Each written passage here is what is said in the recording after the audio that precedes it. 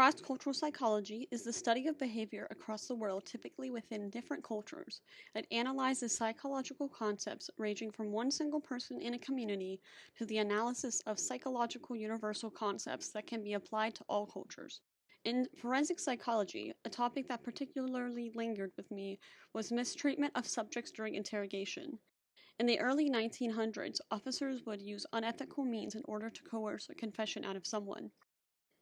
In cross-cultural psychology, we studied about America's predisposition to violence. In fact, I found linkage between forensic psychology and cross-cultural psychology. For a separate project, I got to see the difference of Eastern and Western crime trends. I took this course in order to advance in my major. I am thankful I took this course because forensic psychology and cross-cultural psychology at the same time gave me the opportunity to explore a wide array of topics. I am also glad I took this course because it sparked my interest in focusing on crime patterns worldwide. Introduction to Criminal Justice is a class devoted to studying, understanding, and expanding on topics around the American criminal justice system. The system is composed of law enforcement, the court system, and corrections. Introduction to Criminal Justice is typically a broad overview of the functions of each component as well as the people involved. Current event as well as other categories linked to criminal justice are brought to light in brief. Topics include forensics, criminal psychology, crime scene investigation, criminology, crime statistics, and many others. I took this course because it is a requirement for my major, but even if I was not a criminal justice major, I would have found a way to study this anyways. My interest began when I believed in the American justice system. I would read articles, watch TV shows, and watch documentaries in order to educate myself. Even before taking this course, I went out and bought a separate textbook in order to further my understanding. As time went on, I wanted more credible sources and unbiased methods of obtaining information. I would watch police interrogations, uncut and unedited, and even trial footage of cross-examinations that were also uncut and unedited.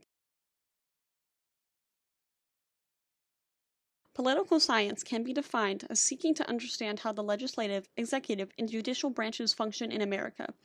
Politics is not only the study of their role in the government, but its conception in the history of American government as well. American government can closely be tied to forensic psychology because of the many political issues that affect the criminal justice system. The people in power have the ability to fix our system, and we as citizens have the ability to vote for those who we believe will do so. A couple of examples of topics regarding politics and forensic psychology would be prisoners' rights and different subcategories of that, ensuring due process is ethically carried out, discussing the death penalty, and even focusing on matters such as the psychological effects of solitary confinement. In order to study our criminal justice system, you need to have an understanding of American government and politics.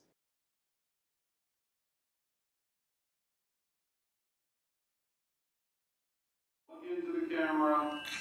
Walk away.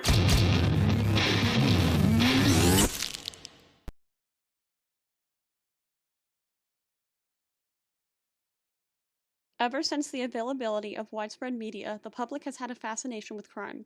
From its rudimentary start in newspaper articles, more technological method of radio, and inevitably viewing the news on TV, the media's focus on crime reporting has remained constant.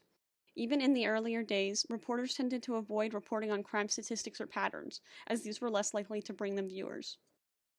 With the rise of the motion picture in the 1900s, people's fixation on crime only flourished. A genre of true crime was created, as well as other subgenres focusing on law enforcement or even the courts. The mere interest by the public seemed harmless, and a lot of timeless film and entertaining television shows came from it.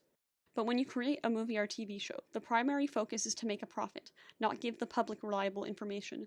Thus, a disconnect was born. Dramatized recreations of high-profile cases broke the box office, further separating the true crime fact to the true crime fantasy. I could vividly remember the day my father bought an iPhone in 2011. Little did anyone know of what the technological boom we were about to experience. Not only did technology improve, but social media started to get out of control. In the early 2000s, social media platforms were just starting up, but after 2010, they became well-developed units with millions of users. News and media were able to be shared with just a click of a button. Communication was instantaneous. In 2005, the first ever video was posted to a platform called YouTube. From its conception, YouTube became a place where you would find obscure videos such as "Where's the chapstick?" or "Panda sneezing." Slowly, a community formed, and along with it, people started to place their interests into categories.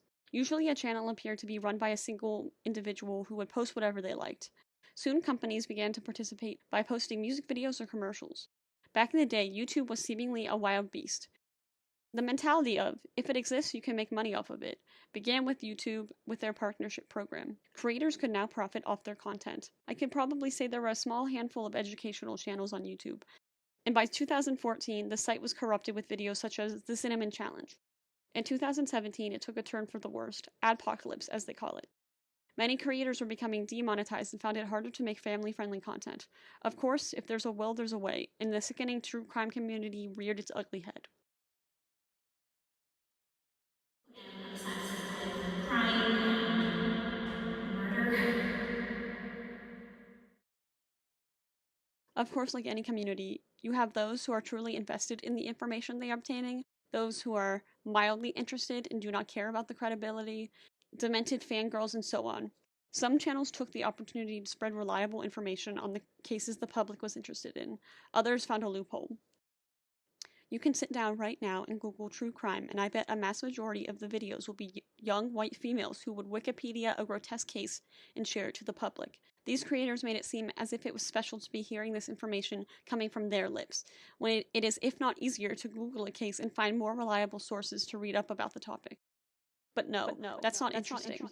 Watching a white girl prattle on about a grotesque case for 30 minutes or so whilst doing her makeup is far more interesting.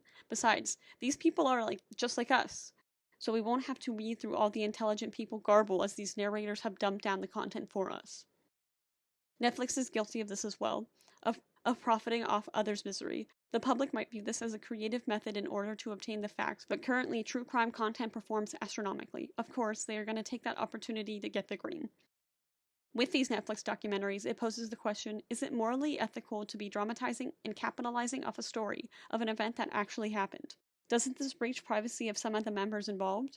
And other chilling questions. These can also be brought over to YouTube land, where the content is even less researched and content creators have the potential to make money on things they are not qualified for. These channels are a very real thing, and I believe they continue to corrupt the public's view of the criminal justice system. Television shows glamorize police work, whereas these content creators romanticize serial killers. Some effects of this can be that it desensitizes the public to violence.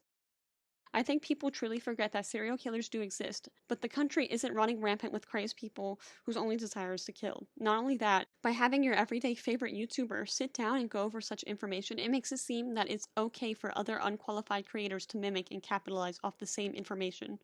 The public's view becomes more disjointed, and people cannot distinguish between the realities and dramatizations. Another consequence of the true crime community is that it's going to incline individuals who may not have the stomach for the field to attempt to join because of the glamour they see on the internet. To me, this is similar when I was a kid and I announced I wanted to be a vet. I was quickly met with, well, could you put a doggy down? Thus sealing my fate of never becoming a vet. Forensic psychological aspect, or even simply the criminal justice aspect, would be asking an everyday person if they were comfortable viewing a dead body. Let's say someone were to want to be a police officer because they watched Brooklyn Nine-Nine, and they thought the camaraderie of officers outweighs the reality of the work they do. I think reality splashes them in the face when they are told to look over their first autopsy report. Catching the bad guy might not seem so fun anymore. I think the real-world application of this is that YouTube has the potential to spread information. And although right now, it might seem that because the cases creators cover are high profile and usually have been completed, who knows what the future might bring. People who have a mere interest in criminal justice attempting to give legitimate commentary on current events could be detrimental to the public and even potential jurors. Overall, YouTube is a great platform, and I do think the positives outweigh the negatives. We can only hope there are like-minded individuals out there who are more skeptical than just to believe everything they saw on the internet. I think when studying such a drab subject, it is important to consider the reality of your subject matter. Sure, it may seem interesting to learn about serial killers and so forth, but actual careers in criminal justice are not what people are intrigued by. Criminal law focuses on real issues with real people, and sometimes the contents of these cases are quite unpleasant. My best friend's mother and I sparked up a conversation one day when I was over at her house. It was simple enough, and we were discussing what she studied in college. Unbeknownst to me, she was a lawyer. I was immediately interested and asked her about her path that led her to be a lawyer. After getting her bachelor's degree, she took a shot at law school and got in. Thus began her introduction to the world of law as well as criminal law. She interned at a law firm as well as visited prisons in her spare time as a law student.